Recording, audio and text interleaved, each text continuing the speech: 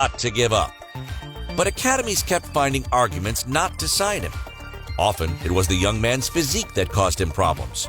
Or because Conte wasn't a player who shone individually. Because everything he knew how to do was in service to the squad.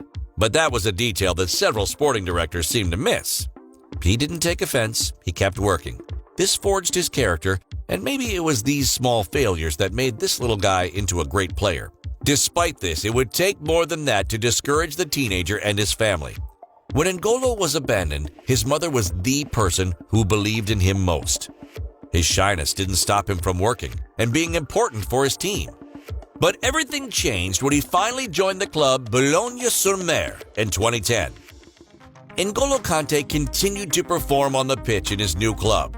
Often, he was leading a quiet life, at least for him, because it was a life full of numerous challenges. But it could have been worse, so he put things in perspective.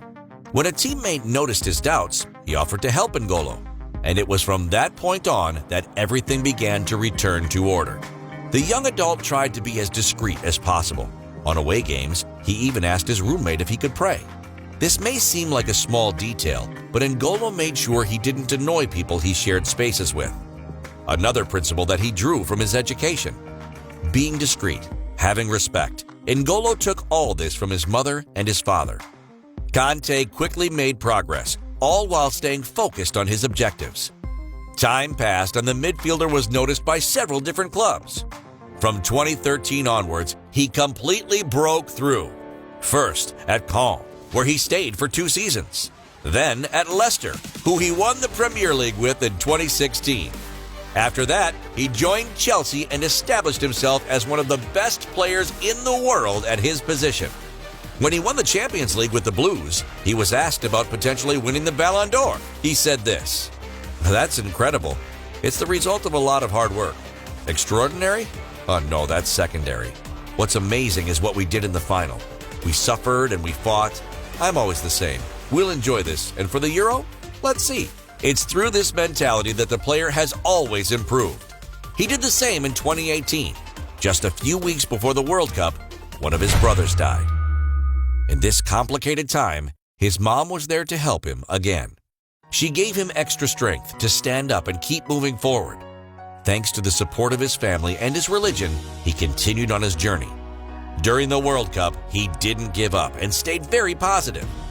His parents raised him with this mindset. Despite the trials and tribulations, you should never forget that life keeps going. And through all of this, the footballer didn't forget who he was and where he came from. Something he proved when he accepted an invitation from a fan to his daughter's wedding. Or when he agreed to have dinner with strangers after missing his train. Or even when he took a taxi home after celebrating France winning the World Cup. All these little things make N'Golo the incredibly loved person that he is today. A simple person, raised by simple people, who loves simple things.